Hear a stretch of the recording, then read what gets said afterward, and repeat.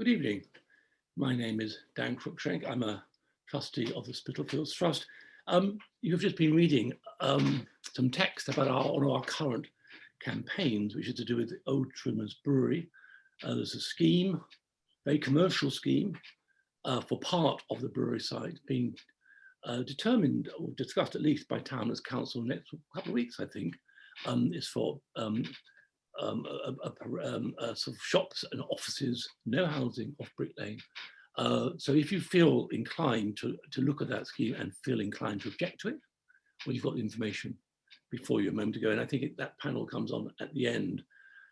So tonight we have two astonishingly eminent historians speaking, one after the other. Each only has half an hour, I'm afraid, which is brutally short, but we assume you'll want to go off your suppers afterwards. So we're going to try and keep it to a half an hour per person. Also try and keep it slightly short because you can ask questions. The best thing is to send them by text to chat function on this machine. Oh, I already seem to have one here. Oh, right, okay, questions come up, very interesting, or an observation. So let's go. Our first speaker, they say that we ought to explain that the theme around which they both are speaking is voices from Brick Lane's Jewish past. Both will have slightly different, obviously, contribution to make on that topic. Now, the first speaker is Professor Nadia Valman. Now, she's Professor of Urban Literature at Queen Mary University of London in Mile End. Her research is focused on 19th century British Jewish history and literature of East London. She's going to talk about locations in and around Brick Lane that were centres of social and religious life in the late 19th and 20th century for the Jewish community. There'll be quotes, there'll be observations, and I think it's going to be pretty free-ranging because she's a tremendous authority on the period. Second speech talker is Dr. Rachel Lichtenstein, reader on English and history at the Manchester Metropolitan University. A key aspect of her research has been, over the years, Jewish East End and its the Jewish East End and its, all its manifestations. I mean, I've known Rachel for many years, and I think for over 25 years, she's been documenting Jewish memories of Brick Lane. This has involved an oral history, collecting recordings, much, I suppose, as Raphael Samuels did in the 1960s, 1970s. Again, eminent historian, now sadly dead for some years, but he recorded and produced a series of books, a history workshop. It's fascinating documents.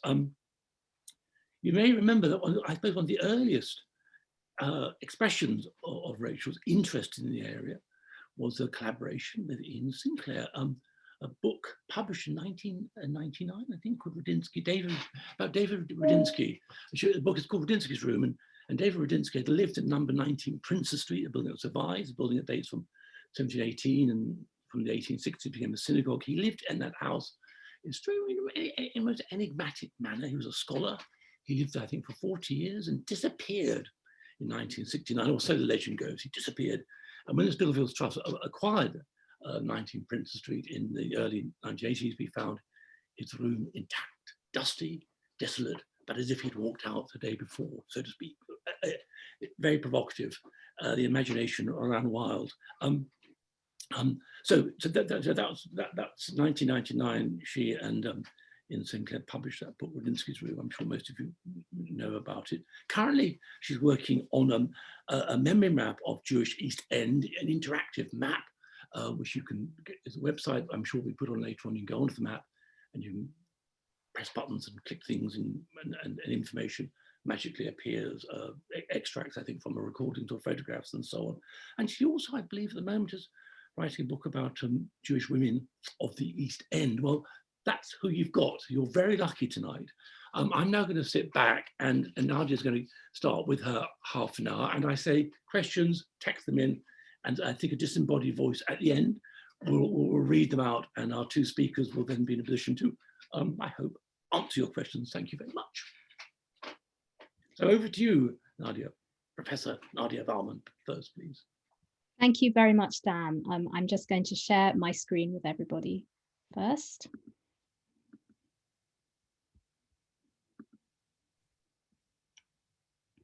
I hope you can see that. So many thanks, first of all, to the Spitalfields Trust for inviting me to do this webinar. And it's a special pleasure for me to do so with Rachel Lichtenstein, whose work on the East End I've so enjoyed and so admired. So this is Voices from Brick Lane's Jewish Past. And the first 20 minutes or so, or half an hour or so of this talk is going to be me sharing some of my research with you about the history and culture of Brick Lane. And I'm going to focus on the period during the mass immigration of Jewish immigrants to Spitalfields in the late 19th century and the early 20th century. And I suppose I need to begin going back even further before that, to the expulsion of the Jews from England. Jews had been expelled en masse from England in the 13th century and only readmitted in the 17th century officially. So for nearly 200 years following that, they remained a very small religious minority. In the second half of the 19th century, however, accelerating between 1881 and 1914, between 120,000 and 150,000 East European Jews settled permanently in the United Kingdom, expanding the Jewish population to 300,000. Now, Jews entering Britain at this time in the 1880s were escaping persecution, religious persecution, and chronic economic hardship. And they arrived from towns and villages in Russia, Romania, and the area known as Galicia, which is now modern-day Ukraine and Poland. And more than a third arriving in London in this period were nearly or completely penniless. Many were religious-minded, and some were politically radical. There were socialists, there were Zionists, there were anarchists. And their presence was most concentrated in the East End of London, where low-wage employment was readily available in small garment, shoe, or furniture workshops, and where an earlier generation of Jews had established synagogues on the eastern edge of the city. An idiosyncratic immigrant subculture developed in Spitalfields and Whitechapel, with rivalrous institutions, synagogues, religious schools, and a secular cultural life centered around Yiddish language newspapers, political organizing, theatre, and social clubs. And this is a very famous map that some of you may well know. It was compiled by two researchers from Toynbee Hall in 1889, and it shows the Jewish population of the East End. Here in more detail, we can see the Spitalfields area. So we can see the color coding in this map. And here we see Brick Lane outlined, so you can see exactly the area that we're talking about. And this map visualizes population through color coding, and that was a technique which was developed in the even more famous map of East London, produced by the social investigator Charles Booth around slightly earlier than this.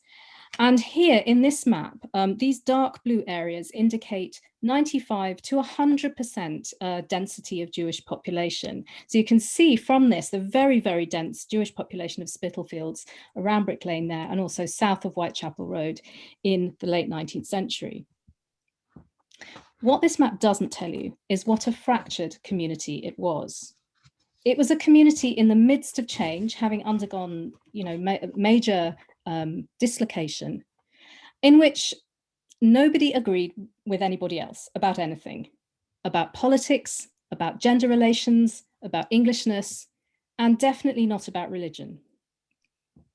And I'm a literary historian, and I came to this subject in research via my own family history, which begins in Buxton Street in Spitalfields, but also through the work of the great novelist of East End Jewish life, Israel Zangwill. Zangwill was born in 1864 in a shabby court close to Petticoat Lane, and he witnessed an earlier stage of urban development in Spitalfields, when his birthplace was demolished to build a block of artisan dwellings. The impact of this experience echoes in his novel, Children of the Ghetto, published in 1892, when the heroine, who grew up in Spitalfields, returns there as an adult, and she feels a sudden sense of shock and alienation. The houses she remembers as dirty and picturesque have been replaced by what she calls monotonous brick barracks. Although the indoor plumbing and the indoor toilets were definitely a benefit, Zangwill feared that the warmth and the noise of Jewish immigrant life would be lost as the neighborhood was rebuilt, and Jews themselves succumbed to the desire or the pressure to be anglicized. He associated this architecture of uniformity with social control, and warned that the life of the people would change when the ramshackle, repurposed buildings in which they lived that life disappeared. Respectability, he lamented, had crept on to freeze the blood of the Orient with its frigid finger, and to blur the vivid tints of the East into the uniform grey of English middle-class life. Now, Zangwill's novel gives us some striking insights into the texture of Jewish immigrant life. And when we walk around Spitalfields today, we can see some of the traces of that life in buildings that have been conserved. And it's because none of these are marked in any way that I created a walking tour app. And you can use this to find out why I think these buildings are absolutely landmarks of everyday life in the East End.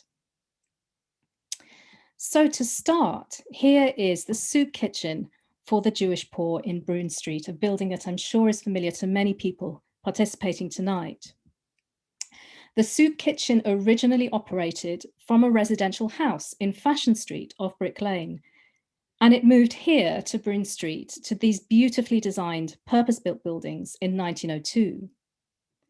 The soup kitchen was one of the key philanthropic institutions of the Jewish East End. It was funded by donations from wealthy West Enders and also by penny subscriptions from much poorer East Enders. But it catered to the very poorest, those who were employed in the garment industries locally, which operated seasonally. And this meant that many of those workers were left destitute during the slack season when there was no work at all often. Now, religious Jews needed a dedicated soup kitchen because it provided food that was that conformed to Jewish dietary laws, which wasn't available by other charitable providers. But the kitchen itself was not restricted to Jewish users; it would feed anyone who came.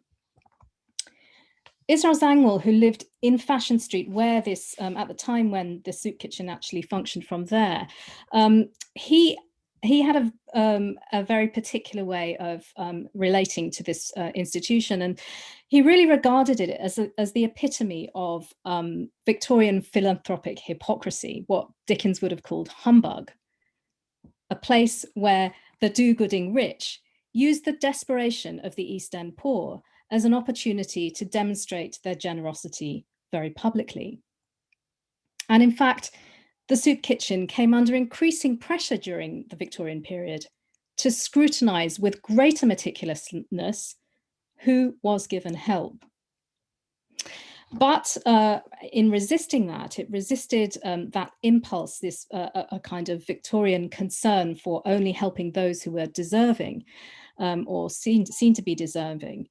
The soup kitchen clung for as long as it could to the principle of feeding all who came without asking too many questions. So it did its best, in fact, to resist humbug. This arch in Wentworth Street is all that remains of the Charlotte Rothschild buildings, which replaced slum housing around Thrall Street. And this is probably what Zangwill had in mind when his heroine is so horrified by the soulless modern blocks that have appeared in Spitalfields while she's been away.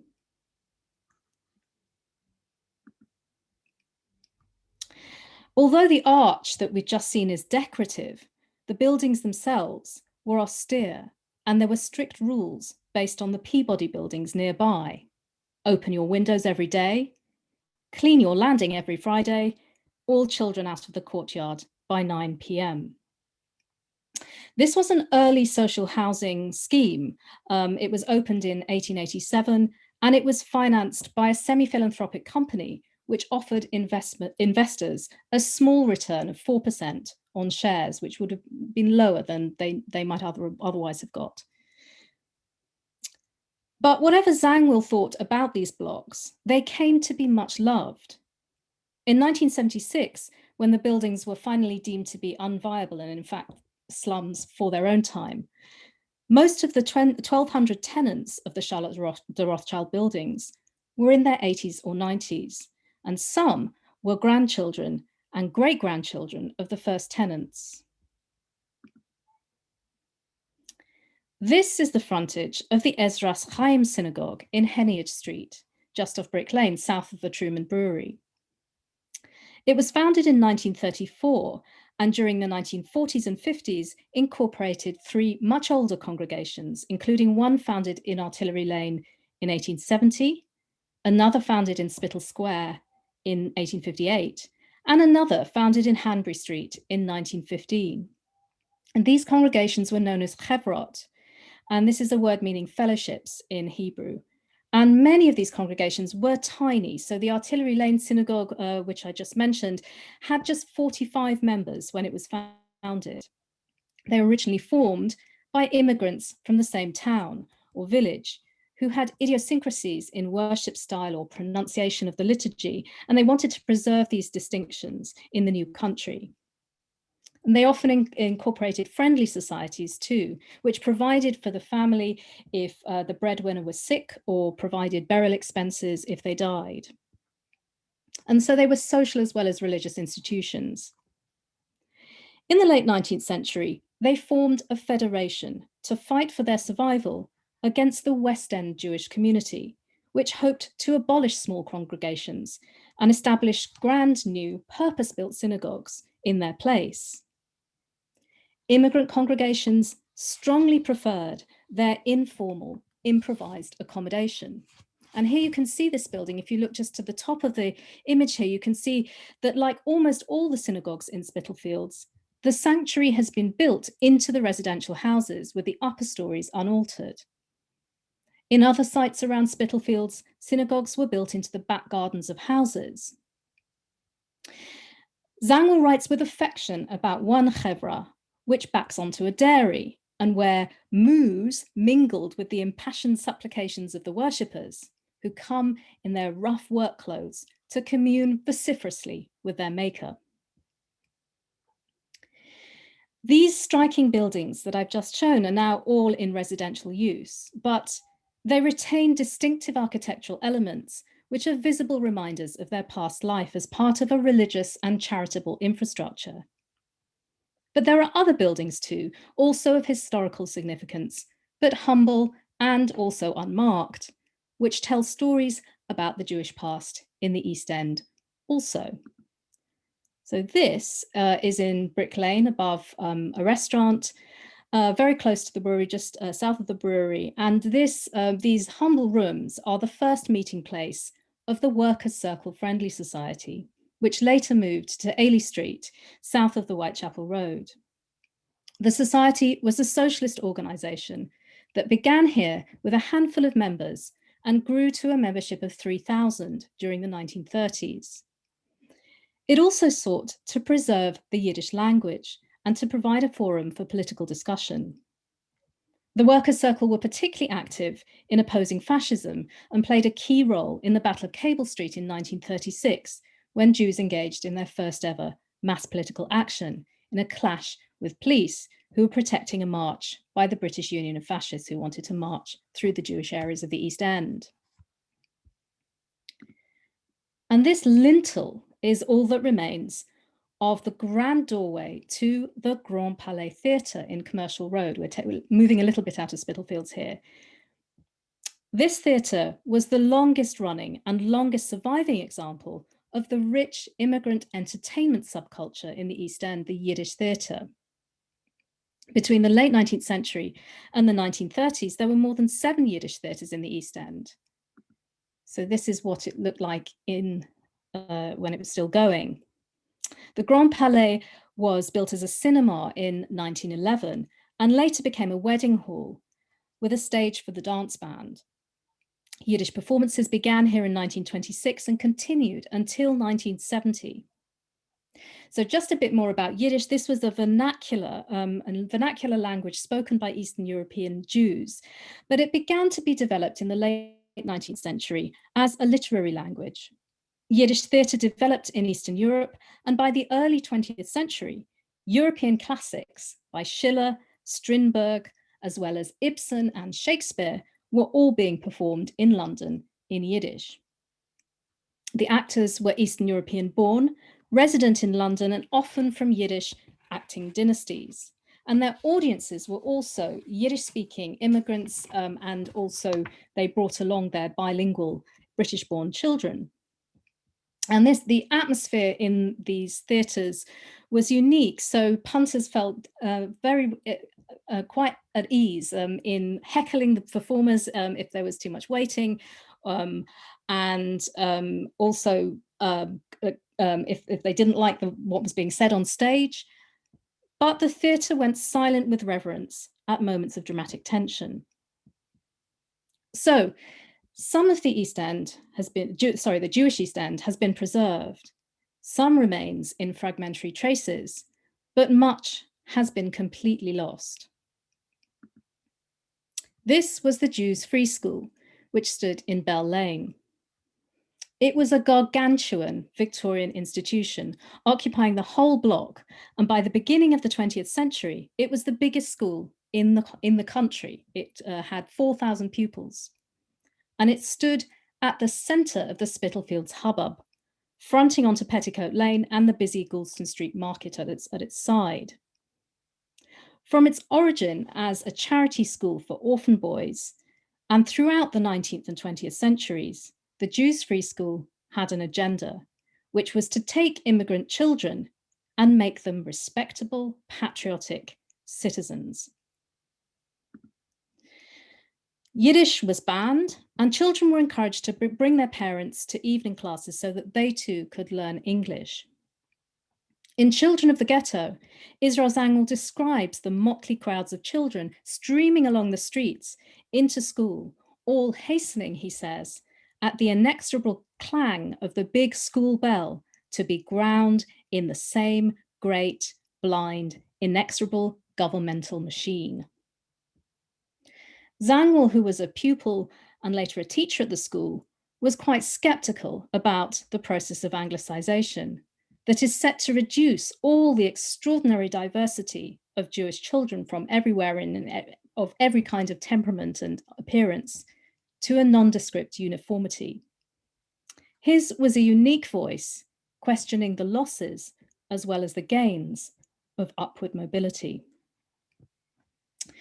Now, the Jews' Free School suffered heavy bombing during the Blitz, and after the Second World War, it was re-established in Camden Town, which was closer to the North London suburbs, where many Jews from the East End had by then moved.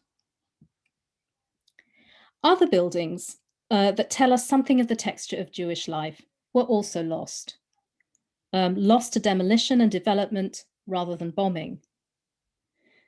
So this is the Russian vapor baths in Brick Lane. This was steam baths where Jews would prepare for the Sabbath with a deep clean, sweating and chatting. And this is the Jewish maternity home in Underwood Street, known in the neighborhood as Mother Levy's. And this was where my father, Bernard Valman, was born in 1934, and also where everybody he knew was born as well. And this was a site of enormous significance for the social history of healthcare. The origins of the maternity home were in the Sick Room Help Society, set up by a middle-class Anglo-Jewish woman, Alice Modell, in 1895. Modell understood that healthcare was a complex matter for Jewish immigrants because much of it was offered by Anglican institutions or missionary organizations. And for women who were in a new country, possibly without family, unfamiliar with the English language, This could be a time of enormous stress when giving birth. And so the society that she set up provided Jewish home helpers to new mothers, enabling poor mothers to convalesce from childhood in their own homes.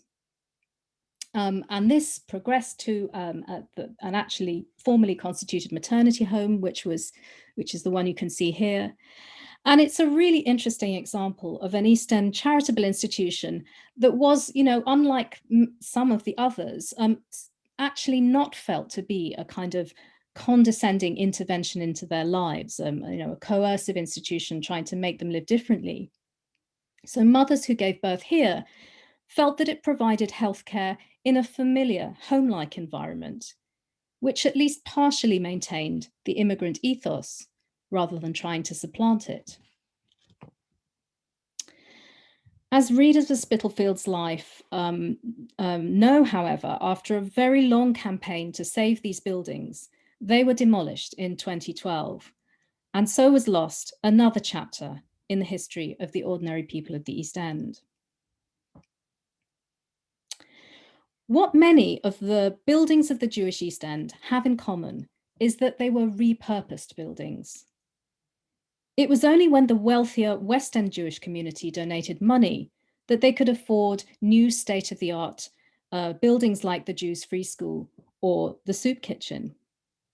More often, however, they established institutions in spaces that already existed for communal use. So Sandy's Row Synagogue, which we'll probably hear more about next, I think, was originally a Huguenot church and then a Baptist chapel before it was converted for use as a synagogue. And even more famously, the Spitalfields Great Synagogue, the Machzikei Hadas, now the Brick Lane Mosque, was also a Huguenot church and a mission chapel in its earlier life. The simple design of Protestant churches and chapels made them especially easy to repurpose as synagogues and subsequently as mosques. But Jewish life was also established in spaces previously used for other purposes. Synagogues popped up all over the place in all kinds of residential buildings. So here's another one. These rooms in Fashion Street were also a synagogue. And in the 1890s, the residential spaces behind this facade in Princelet Street, which is very well known to many of you I know, it housed a synagogue behind this facade, which is still there. Next door, the residential facade also housed a garment workshop, most likely a sweatshop. That isn't there anymore. So for this reason, Spitalfields is a palimpsest, carrying these histories in the fabric of its buildings. The urban landscape is testament to the different struggles that Jewish immigrants were engaged in, the different and often conflicting ways they envisaged new ways forward for their lives in England, and the different ways again that these spaces were used before and after them. And my final image, if you can see this, you can't see the figures in this picture very clearly, but one of them is the great historian and Spitalfields resident, Raphael Samuel, who argued in 1989, and this is the quotation I'd like to finish with: "The character of a district is determined not by its buildings, but by the ensemble of different uses to which they have been put, and above all, by the character of the users and occupants. Conservation," he said, if it is to make any sense at all, must be concerned with protecting the whole environment, warts and all. So thank you for listening. And here, if you're interested, is an image of Zangwill Spitalfields, which is the app I produced if you want to find out more about these buildings and their Jewish history and the ways that they were understood and fought over back in the 1890s and the turn of the century. Thank you very much. Nadia, amazing. But partly, well, obviously amazing was what you said, very haunting. It was amazing. You finished on time. Incredible. Very professional, 8 o'clock. I think we're going to have questions at the end. One thing I will say, I've got lots of questions, but I'm going to suppress myself and let the listeners have the question. But just point out that the final image you showed, that was 5 and 7 Elder Street, Spitalfields Trust. We was a political squat. We occupied those buildings, and by God's grace, we saved them. And so that's 77. And Ralph, who lived a few doors down in Elder Street, who was already quite a good friend of mine, was incredibly helpful and offered great solidarity and hot water, because that squatting was quite a messy business in many ways. The houses were half demolished. They'd been roof had been removed from one. Water was pouring in, but we triumphed. Look, thank you, brilliant. Well, I say questions at the end. Indulgent viewers, and you start texting them in the minutes. You start texting them now, I suppose, to that application I mentioned at the beginning, chat function. So over to you, Rachel. Thank you very much. Thank you so much, Nadia. I'm just going to share my screen now. Can you see that okay? Yeah. Well, Nadia, that was a fantastic introduction to what I'm going to talk about next, really, which are the memory traces of some of those buildings, of the infrastructure of, now we would call it the former Jewish East End, the landscape, the rapidly disappearing, almost disappeared landscape of the Jewish East End, which is something that I've been researching and tracking for over 30 years now. Like Nadia, my interest in this research started because of my own family history. My paternal grandparents were both Polish Jews who actually met in Spitalfields. Their first marital home and watchmaking shop was actually on the corner of Brick Lane and Princelet Street. If anyone here remembers it, Gedalia Lichtenstein's Watchmakers and Jewelers, I'd love to hear from you. But since I arrived in the East End in the early 1990s, I've been trying to build up a kind of memory map of that former landscape. I heard stories about this place as a child, about the vibrant Yiddish literary culture, and met some of these characters that would come down and visit my grandparents.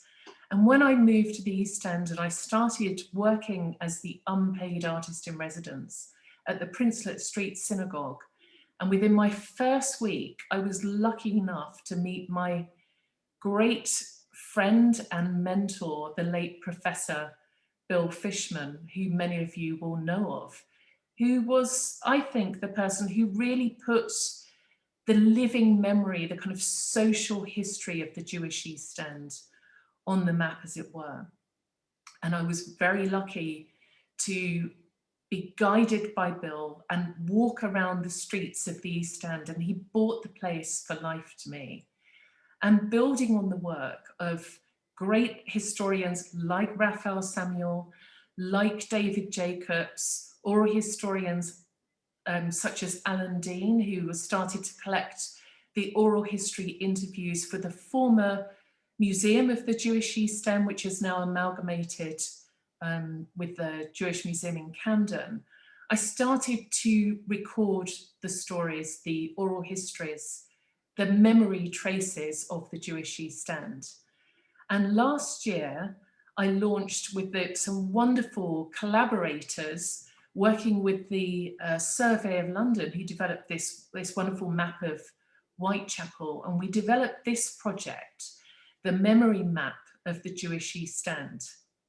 This is a free digital resource that you can explore at your own pleasure. But I want to play for you now some of the recordings of the many people who are no longer with us, who I was lucky enough to hear their stories firsthand as they talked about Jewish Brick Lane. And I want to start here by talking about a site that reoccurred in many people's memories, the site of the original Bloom's restaurant. And one of the first voices we're going to hear is a recording I made about 25 years ago of the late Bill Fishman. There was a side street, Old Montague Street, and I must point out that there was a little alleyway just on the left as you turned left from Brick Lane into Old Montague Street. Just at the corner there was the original Bloom's. Bloom's, before the Second World War, were located in that, because I remember going there as a kid. And there used to be on Sunday, outside in the alleyway, political meetings. There were communists, socialists, would put up a platform, and you'd always have a crowd round there listening. There was a corner for political meetings right outside Bloom. I never comprehended very much when I was young, but I understand right till the Second World War. Almost when I went there was the early 30s and late 20s. I can remember Bloom's because that was, well, on a Sunday, used to be meetings and all the rest of it. And occasionally, if I earned any money on Friday delivering Shabbos goods to people, I might buy something like a sandwich at Bloom's. Some of the lovely voices there of Bloom's. And now I want to move on to a site that Nadia mentioned, the Russian vapor baths, and hear some of the stories there firsthand of the memories of this place, which again was destroyed in the Blitz. There was Turkish baths near there. The name was Shatchiks or something like that. Brick Lane, and they were very nice actually. They were, you'd go in, there was little cubicles where you undressed, or you were completely naked, and you went through to, you were all got on benches and you were soaked down and banged on your back and the front and everything else. And then there was you were clean up, although there was a small swimming pool there, which you dived into the swimming pool to get rid of all the lather that was on you. And then you went back and you went back to your cubicle. They dried you off, went back to your cubicle, and if I remember, they used to bring you around a glass of a Turkish tea of some sort or the other with lemon in it, or lemon tea. And then when you dressed, you left your clothes with somebody who came and took them and gave you a ticket. So you got your own clothes back again. Well, there's lots more there to listen to on the map. But I thought now it would be nice to hear some stories of Brick Lane itself, some memories of the street. Brick Lane, when we used to go on a Sunday to the market, I remember the little old lady sitting there, cross-kneed on the pavement with a big brown basket with all the Bibles in, and she used to say 3 for tup or something, 3 for tuppence, 3 for tup, 3 for tup. I remember that. I remember the stalls down there, the shouting, the screaming, and that was really that was a lovely feeling. And in fact, you didn't feel overpowered by the people down there. You felt that you were with Jewish people because you felt safe. And the shops, I had a couple of uncles who had, I think one had a fur place down there, one had a dresses or something. It was a long time ago, but we had no problem. My mother used to go, my father, when we went down there on a Sunday morning, we'd go into, there's a shop there, I can't remember, I used to get pickled cucumbers and herrings and all that sort of stuff that they used to take back. So I remember Brick Lane very well indeed. All the side streets down to Whitechapel, they were all Yiddish. You had people who spoke Yiddish to one another. You had Yiddish in the streets. All the shops didn't matter what they were Yiddish Jewish shops. And so it was Whitechapel Road right down to the other end of it. All the stalls were only Jewish, and in the lines Sunday, they were all, the customers were not Jewish. They were a mixture, of course, but the stall holders, as many as they were all Jewish. Brick Lane. That was the late Majer Bogdanski speaking there, who took over as chairman of the Friends of Yiddish after Avram Stenzel died. Again, that's a recording from maybe 20 years ago or more. I want to hear some memories now of the Mayfair Cinema in Brick Lane, which again is a site that constantly reoccurred, these wonderful memories, not just of the place as well. Of course, with all Jewish memories, there's lots of memories of food, and the food that was kind of taken in by people. Anyway, here's the Mayfair Cinema. As you get to Brick Lane, there was the Mayfair Cinema. Well, you go down Osborne Street, and just at the beginning, on the right-hand side would be on the corner of Old Montague Street, would be the fish and chip shop. And just next to that used to be the Mayfair Cinema. We all used to take a lot of food in when we went to pictures, potato lucks. It used to smell like a Jewish restaurant because Bloom's was in Whitechapel, as you know, around the corner, just round the corner. So when you went in the Mayfair on a Tuesday evening, the smell of potato latkes, chopped meat sandwiches, that I do remember. Because this is... Lovely memories there of food and the Mayfair Cinema. I just want to take us down now to the Jews Free School, which again Nadia mentioned. And you know, at one point this was the largest school in England. They had thousands and thousands of students, so a very large proportion of the Jewish population who lived in Whitechapel and Spitalfields attended the Jews Free School. And here are some of their memories. But Bed Lane was the main street. My first impression when I went there the first time was going into the Great Hall. It was a big Great Hall, and we all sat in rows there. And the headmaster was Dr. Bernstein, fascinating man. In the square, the playground, there was a metal workshop, a wood workshop. There were sorts of practical activities there. Yeah, I enjoyed it. Yeah, I loved it there. Yeah. I went to Jewish Free School, otherwise known as JFS, where life continued to be wonderful. I was prefect in the school. I was at school until I was 14. When I left, I was the head prefect. Whilst I was there, I was very active in the dancing and singing classes. And once a year, we used to put on a pantomime, and I used to be in the pantomime every year. We also used to put on a Shakespeare play, and I was in the Shakespeare play. The school was... There's some lovely memories there. If you'd like to explore this map at your own pace, there's actually hours of recordings to listen to. But I want to take us back to Brick Lane now, to another site that Nadia mentioned, the Mesiki Hadass, the Spitalfields Great Synagogue, the synagogue for the ultra-Orthodox, which again featured in many, many people's memories. Compared to most of the synagogues, which were mostly the converted rooms, that was quite a big purpose-built. It wasn't a purpose-built, it was originally a UPO chapel.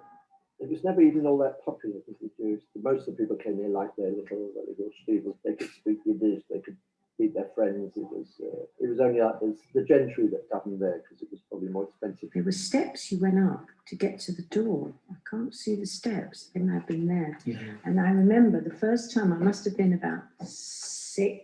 Was it my brother? He must have been about 4. Anyway, we're waiting for the Zikadas to open. And children come past and they throw things at us and call us dirty Jews.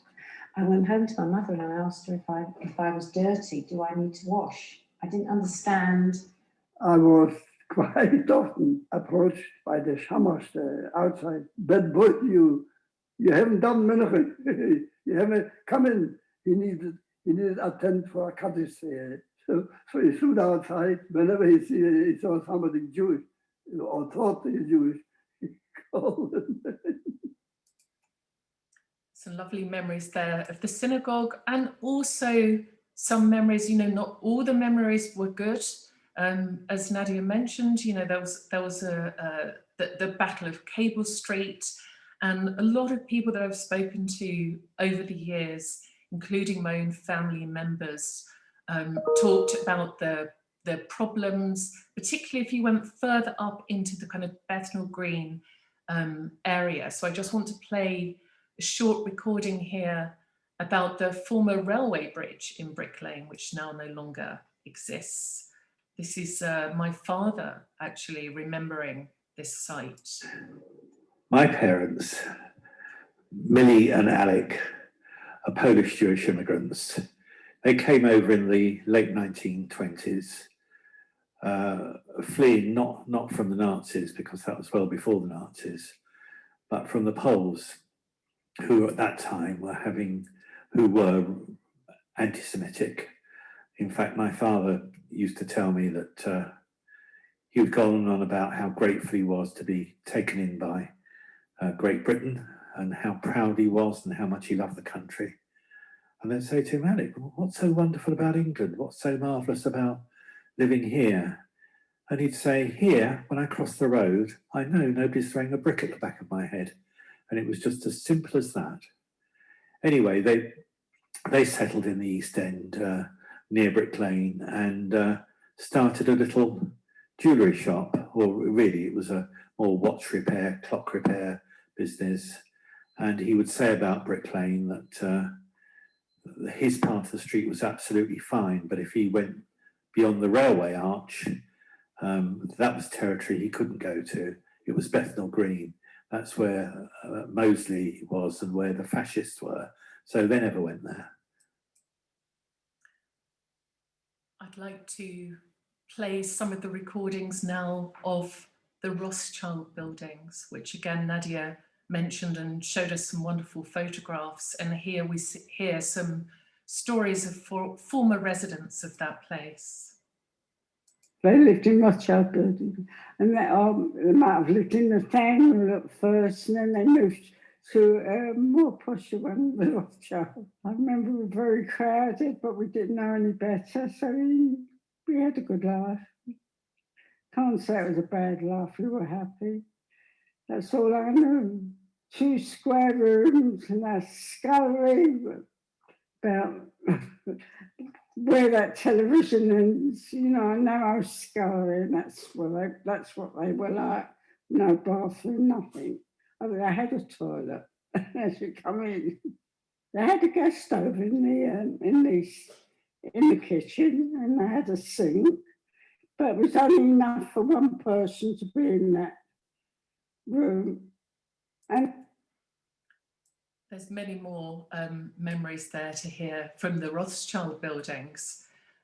We talked about Brick Lane, which was often called the Lane, but if you say to most Jewish people here in the audience, what is the Lane? And I'm sure most of them would say Petticoat Lane Market, the great Jewish market, which sprawled all along Wentworth Street and up Middlesex Street and many of the side streets besides. And here are some memories of the Jewish Petticoat Lane Market. We had Petticoat Lane Market, which was a very thriving market. We had lots of shops, and the shops were mostly owned by the Jewish people, lots of them immigrants that came into England, and lots of them people that were born here. And it was rather lovely that you didn't have to have a fridge or a freezer, because you used to be able to go every day into the market, which was literally yards away from where you lived, and you could buy anything you wanted. All your groceries, your green groceries, your meat, your chickens, your fish, vegetables, fruit, everything was fresh every day. And so you didn't have to have it frozen like we do now. People came from everywhere, all over London, all over the outskirts, because there was nothing you couldn't buy in Petticoat Lane, you know. Everybody was very friendly, and we used to have auctioneers, and people used to be laughing and joking. Again, there's lots more memories there of Petticoat Lane. I want to take us down to Galston Street now, and the site of the baths, the Galston Street baths, which was a weekly visit for many people, and again featured in many, many recordings about Brick Lane and the Jewish life of the area. We used to go in Galston Street in the bath. Tuppence, we'd get a bath. And if you were well off, you paid sixpence and you got a towel and a soap to have a bath. But off of that is a street called Galston Street, and there they had the baths because none of us had baths in our houses. So once a week, we were taken to the baths, and I'm not kidding to you, as you got into the bath, first it was hot water number 22. Yeah, hot water number 22. Yeah. And then you'd hear this song about Brick Lane and the salt beef, because quite often the treat for going to the baths was to go for the salt beef sandwich. I'm sure that's brought back many memories for lots of people. There's lots and lots of sites to explore here, but I'd like to end by talking about one of the last really visible signs of a Jewish presence in the area that went more recently, and that's the very famous Bloom's restaurant on Whitechapel High Street. And this includes a great joke by my late Uncle Sid. And again, another memory I have is going to Bloom's with my elder brother Henry. But what really stood out for me, besides the food, which was wonderful, was the waiters, who were incredibly rude. They really were. A waiter came over. He said, "What would you like, sir?" So I said, "I'll have chicken soup." He says, "Don't have the chicken soup. Have the barley soup." He says, "All right, I'll have the barley soup." He says, "What would you like, sir?" He says, "I'll have tomato soup." He says, "Don't have tomato soup." He says, "Have the vermicelli soup." He says, "All right." When they finished, the waiter came over to clear the table, and the man that had the barley soup said, "You know," he says, "that barley soup was absolutely fantastic." The other one said, "Why didn't you recommend barley soup to me?" He says, "You didn't order chicken soup." Came back later when they finished. He says, "Anything else?" The one says, "I'll have a glass of lemon tea." The other one says, "I'll have a glass of lemon tea as well." He says, "Make sure it's a clean glass, will you?" He came back with 2 glasses of lemon tea. He says, "Which one of you wanted a clean glass?" Bloom's was in Whitechapel High Street, a few doors away from the Whitechapel Art Gallery and Library, close to Aldgate East Tube Station. And Bloom's was still in its heyday. I'm talking was probably about 70, 71, 72. There was a sense of nostalgia for a lot of Jewish people who had left the East End and were coming back on a Sunday. They got their hit of the East End because there were the characters there. There was the sort of frisk. There was the feeling. There was a Hamisher atmosphere. I think particularly for me, it was a sense that Bloom's offered a sense of the old world, and it was the people in there. Certainly, my uncle Lou was a character historian. Lou was a schlock. Uncle Lou was sort of bent over and he was like hustling the soup, and mostly he would be serving soup. If you got a bowl of soup from Bloom's, his thumb would be in the soup. So I always remember the way the food was presented. It was kind of chucked at you, not. But in Bloom's in East London, you went there for the treat. I'm going to stop sharing the screen now, but there's some really wonderful, rich memories, lots of Jewish humour, memories of families, schools, synagogues, religion, food, and marketplaces. One of the sites on Brick Lane that doesn't actually feature within the Jewish memory is the site of the brewery itself.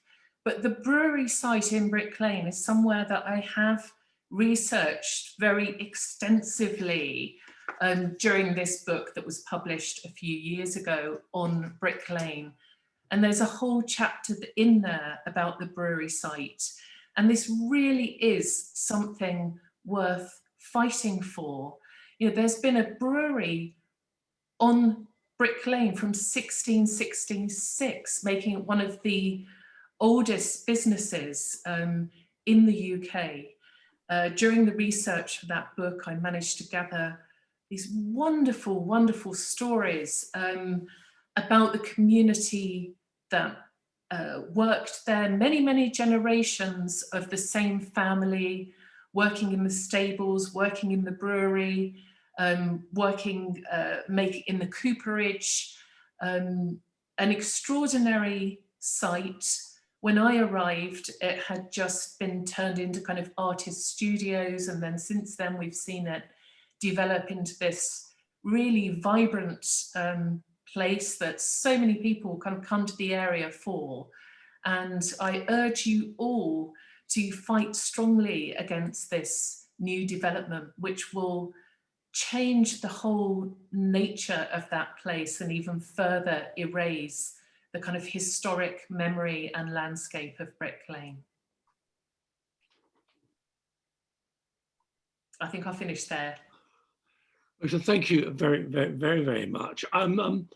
Again, we are spot on for time, and again, fascinating. But I've got questions, but I'm going to hold back because I did promise that the listeners will have first shot at you two. So we have Eloise Palin, our administrator, in her at home or office, and I think she's going to go through some of the questions that have been texted in and put them to you.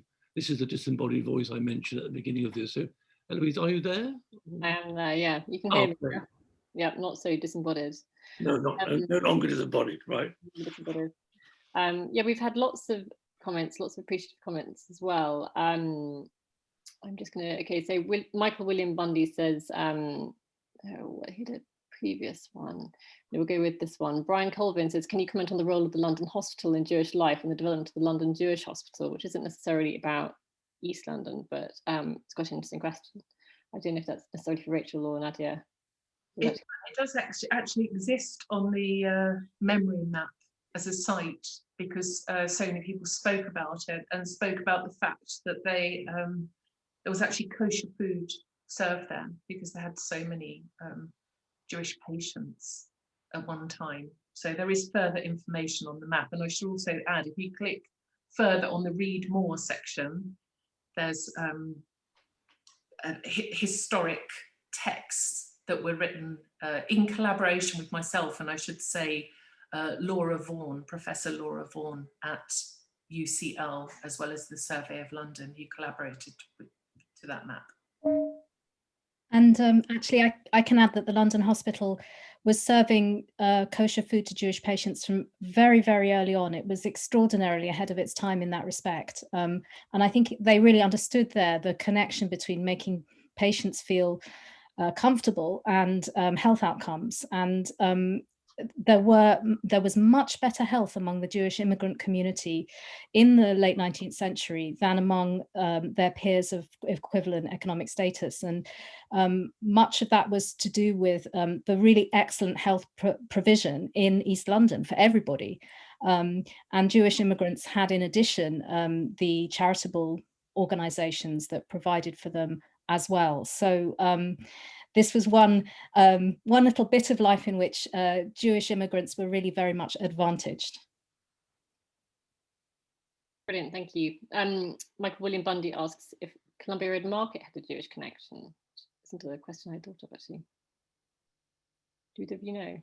Not as far as I've never heard that, because again, that was very much in the Bethnal Green, yeah, which wasn't such a Jewish area. Probably not. Jane Gavin asked, was there in England a loss of interest in Yiddish and then the resurgence as there is now in the US? Can I answer that question? Because it's something that I'm very much researching at the moment. I have quite recently found out that when my grandfather first moved here, he worked as the Yiddish librarian at the Whitechapel Library. And he was a great Yiddish speaker, and he became great friends with the poet Avram Stenzel, who established the Friends of Yiddish Literary Society in the East End during the Blitz and published a literary magazine. And that went on long after his death in 1983. Majer Bogdanski, the Polish voice you heard there on the map, took over the Friends of Yiddish after he died, and it carried on actually until 2011, making it the longest running literary society in the UK.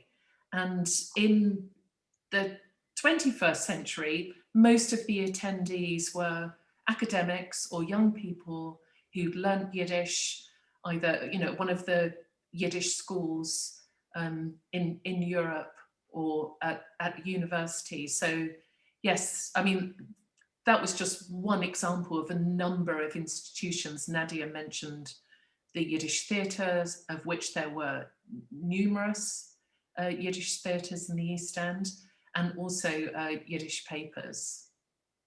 Nadia, I don't know if you want to add to that. Yeah, I think I would add to that also just to say that there was such a concerted effort to stamp out Yiddish, and the Jews Free School, unfortunately, was a really big culprit in effectively stamping out Yiddish in, you know, in the course of really 1 or 2 generations.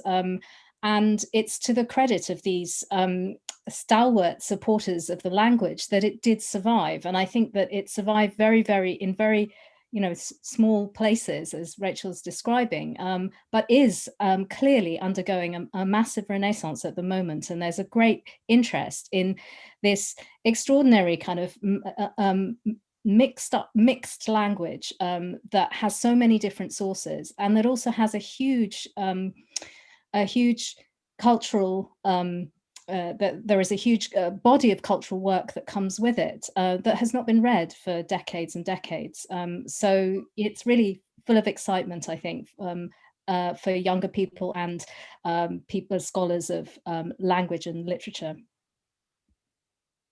Dan, I think we'll hand back to you. Okay, good. I've got one thing I want to, many things, but I'll boil it down to one. I think it's something it's not questions so much as something more information from you. The map you showed, the 1899 map showing South Spitalfields and Whitechapel, some streets, whole areas of 95 to 100% Jewish occupation. Intense, and we know it was incredibly culturally rich and often sort of curious cultural conflicts. I mean, Emanuel Litvinov, you haven't mentioned, Journey Through a Small Planet. He lived in, he was born outside Spitalfields in 1950, moved into Fuller Street, now obliterated off Brick Lane. He paints a terrifically powerful portrait of the community. You know, he calls it the ghetto, the Jewish village, of marooned amongst villainous gangs of Christians, very threatening kind of Bethnal Green types. You know, he paints that picture, but one gets some idea of what the life was like in elements of the Jewish Bethnal Green. But when I first came to Spitalfields got to know it intimately from the late 1960s, most of the Jewish population had gone. There were the bagel shops, there were some delicatessens, or other bakeries round about. I got to know some old Jewish families who'd been here from before the war. Mrs. Foreman, who lived in a room, top floor of a house in splendid Georgian house in Fournier Street. She was almost ashamed for sort of being here. The rest of the house was empty. She was there with her husband, Haim. And she gave me a flavor of why she was ashamed, why she was still there. She was in, I suppose, in her 80s. And the question is simply, which I'd like you to tell me more about, exactly, it seems very simplistic, but I think we want to touch it tonight, is what happened to the Jewish community? When and why did it go? I mean, she suggested to me, Mrs. Foreman, it was to do with the war. And in 1940, when the Nazi invasion seemed pretty obvious and unstoppable, why do you hang around an area waiting for the SS and Gestapo to turn up? I do not know the answer. I've had many explanations from many people who Jewish friends who were living in Spitalfields at the time of the war and just after. How do you explain the disappearance of a whole world, a rich culture, huge memory? It's heartbreaking. You look at the history, and you've touched on so much tonight of this rich cultural sort of center of life, and the communities went. When? Why? What happened? Nadia, do you want to start or? Yeah, I mean, I think there are lots and lots of answers to that question. I suppose one answer coming from the period that I know the most about, which is the Victorian period, is that there was enormous support from the wealthier West End Jews to integrate the immigrants and to support their social mobility. So the Jews Free School was one of the institutions that did that. The Jewish Board of Guardians, which was also in Middlesex Street, was very supportive in providing small loans to people to rent a sewing machine or to buy a sewing machine, so as to get themselves up, to lift themselves up on the first rung of being running a business of their own. So there was a huge concerted effort to help Jews, Jewish immigrants who really had nothing to begin with, on their way to be socially mobile. In the Second World War, many people were evacuated, and that is one of the big reasons that the East End was abandoned. That of course, much of it was bombed. Many people were bombed out of their homes. Many people were evacuated and didn't come back from their evacuation, or found that they enjoyed life elsewhere more. Those are some of the reasons I would suggest. Rachel, you probably have even more to add to that. I mean, I would say that's definitely my own family's story. My father and his mother and siblings were evacuated during the war. My grandfather stayed. He was a fire watcher, and he was extremely traumatized by what he witnessed during that period. I think for the people that stayed, it was very, very traumatic, as you say.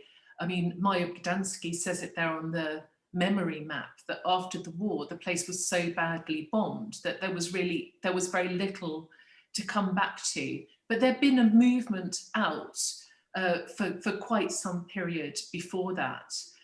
My father said, my grandparents kept a shop in New Road until the late 60s, but they moved out after the war to Westcliff, or Whitechapel on Sea, as it was known, on the Essex coast, because so many Jews from the East End moved there during that period. And that was the ambition, to move away, to not suffer in a sense. But people like my grandparents, they never lost their connections with the East End. They used to come up every week to their friends of Yiddish, for example. And then, of course, there are a great number of other people who did stay. And now, the joke is the grandchildren like me, who lived there for a while in the 90s when it was cheap, can't afford to move back. So it's kind of gone full circle. I'm sure there'll be lots and lots of responses in the chat who people have actually had that experience, talking about the reasons why they would have left, but they were many varied reasons. Good, thank you. Well, what Eloise, are there no more? Then it is now 8:40, so I suppose we draw this to an end. And thank you both so much. I mean, is that it? I mean, are there any burning other additional lay questions we ought to address? I've just been asked to put the link to the memory map into the chat, which I will do. Right.